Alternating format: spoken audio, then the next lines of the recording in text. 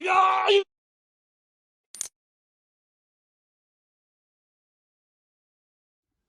guys, Bones Custom Bricks here, back with another LEGO set review. And today I've got with me the Clone Trooper Command Station. And also with me, I have a special guest star, BrickBucas. Hello, Zuka's here. And we're going to be reviewing this set. Wait till the end, we have a special surprise. And to start off the review, we have the box. Now this is my first minifigure pack, so this is my first minifigure plastic case. It's not my first. I actually got the Harry Potter one. So if we look at this, we have the Battle of Geonosis on the back here. You can see the Clone Commander, which is very accurate to the box and the set. I think that not including this figure, however mad it may make some people, it is extremely accurate to the command station if you watch Attack of the Clones. And I really like that they're remaking it. It's a very, very interesting thing to remake. Plus, it gives me a figure that I wouldn't normally be able to get otherwise, because I'm not going to get that big of a set and that expensive of a set.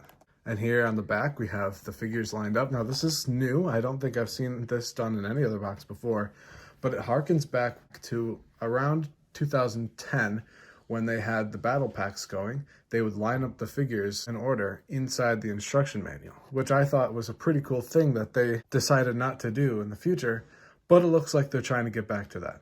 Also, one problem with this, though, is that, as you can see, there's only 3 minifigures, not 4 like the normal minifigure packs used to have. Maybe it's just because it's cheaper, so they don't want it to be as many minifigures as the battle pack. I don't know, but I just noticed that.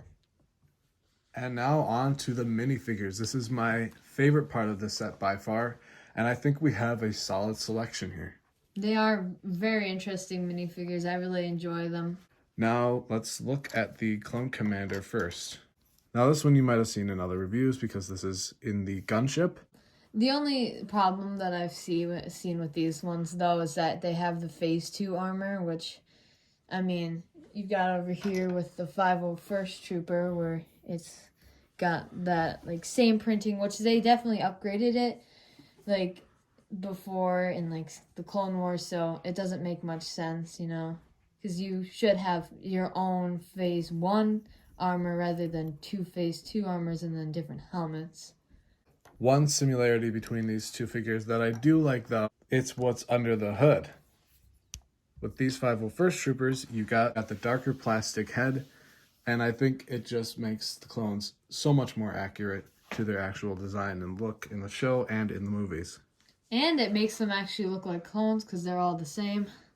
And lastly, for the minifigures, we have 2 Phase 1 clones.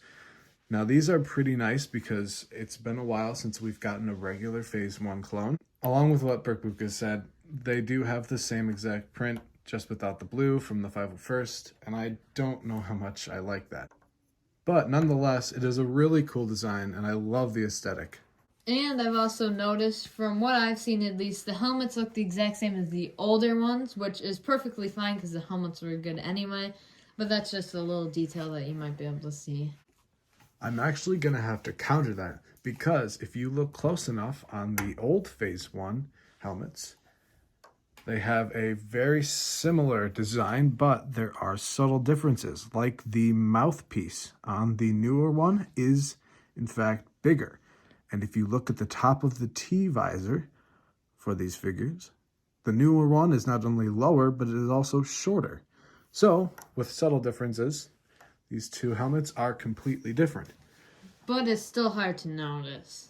So you can still have them fighting side by side if you don't really care about the armor being different. The new armor, again, is definitely remnant of the Phase 2 armor. The old Phase 1 armor is definitely better. So, if you absolutely want to keep this armor plating here,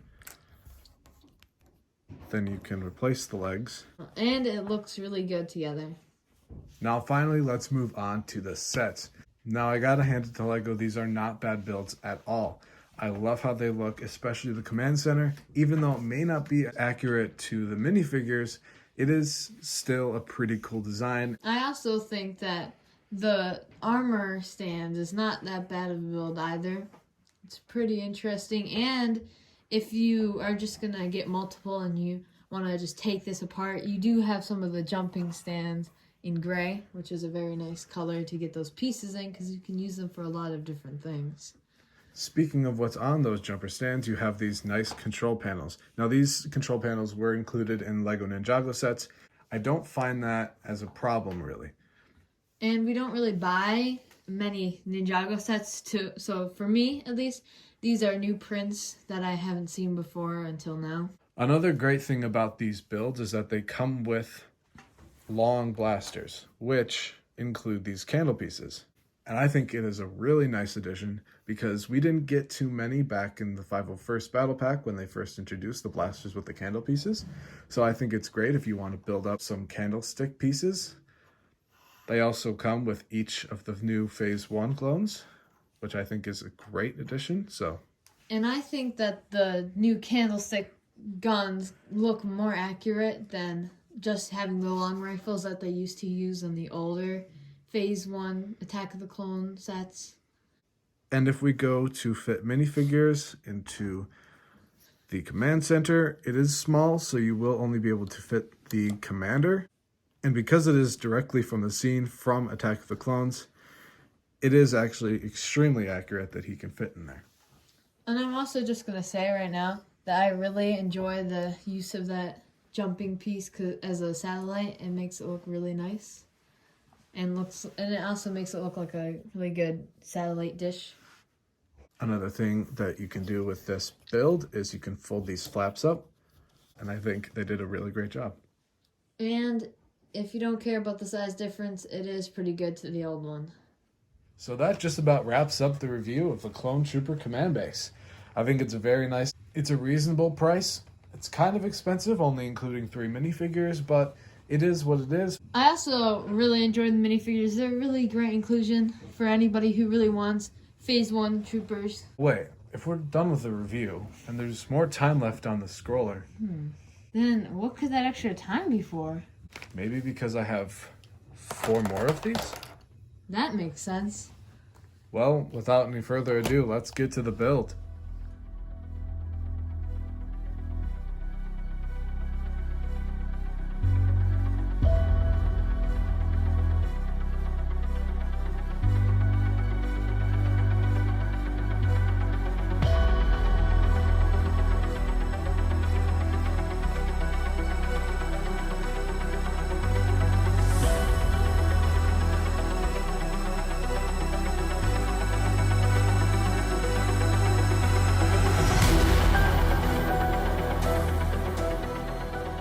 And after that time lapse, we've got 5 different clone command centers. We've got 5 commanders, 10 blasters, and 10 troopers. This is definitely a great way to build an army, and I would 100% recommend buying at least 3 or whatever the limit is at your local Lego store. And, I mean, 5 too is very nice. It would be expensive, but it is definitely looks very cool. And there are builds out there if you want to make the command stations minifigure size accurate. And I would definitely recommend doing one of those. And that's pretty much all for our review and our little treat at the end. So if you like this video, blast that like button, hit subscribe, go subscribe to BrickBucas. And subscribe to Williams Custom Bricks. And we will see you all in the next video. Goodbye.